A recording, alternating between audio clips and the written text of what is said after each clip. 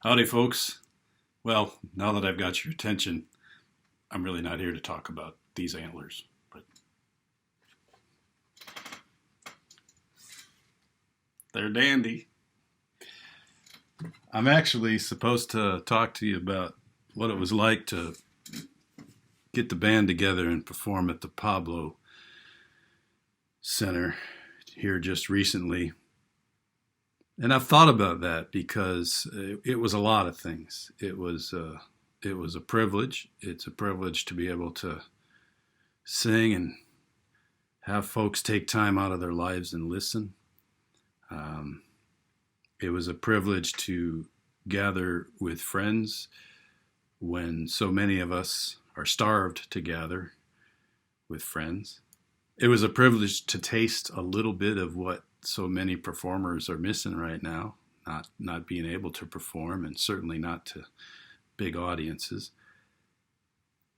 But mostly it was a privilege because of the way we were treated. The crew at the Pablo did such a job of preparing so that when we came in, we were able to stay safe, we were able to stay distanced, we were able to do our job, and they just took good care of us. And I think I'm coming at it from that angle because I know I could say a lot of things about the glory of performance and the ephemeral moment and the aesthetic, and all those things are important to me, even though I had to learn how to sound those words out coming from the farm like I did.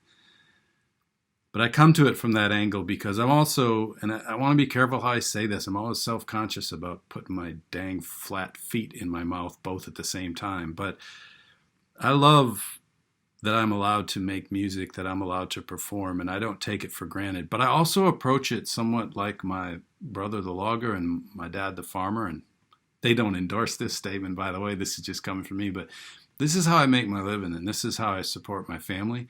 And not only that, over the years, I have employed musicians, and I employ assistants and helpers, and I just got done emailing with a local business that's doing some design work for me, and another local business ships my book orders and music orders, and there's this interwoven web of self-employment happening around the arts. And again, I'm trying to do this in real time so that it's raw and it's honest and it doesn't come at you like some sort of speech. I'm willing to work hard for what I do, and I hope that I've proven that. But I also always want to point out that an art center like the Pablo Center, it's drawing people in.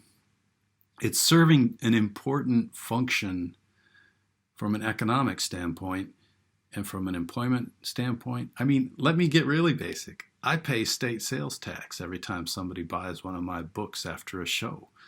You know, it's that kind of local thing. And actually, I believe I pay 5.5% because I pay the state and local sales tax. And I send that to my accountant, and it winds up somehow in the coffers down there in Madison.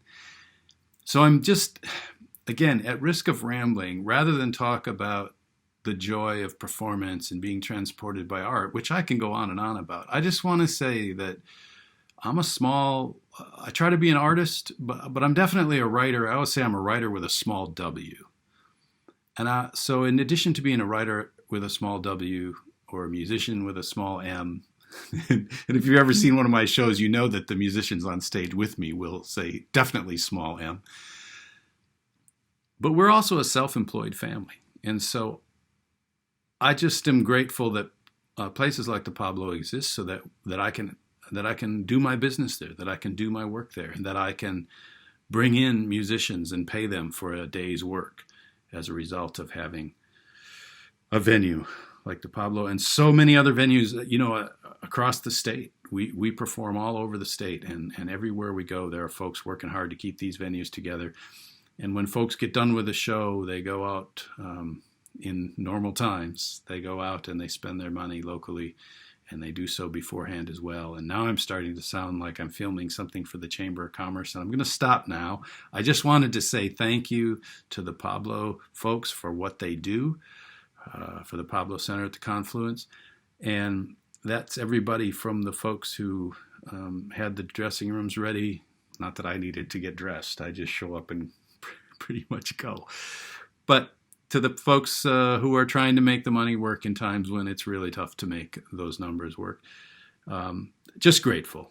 And good luck to everybody out there. And if we can make music and performance that gives you an hour of relief, but also trickles a little something into the financial streams of the community, I'm glad to be part of that. So thank you very much. Just one more thing. Seriously, look at them bad boys. See you later. Forward.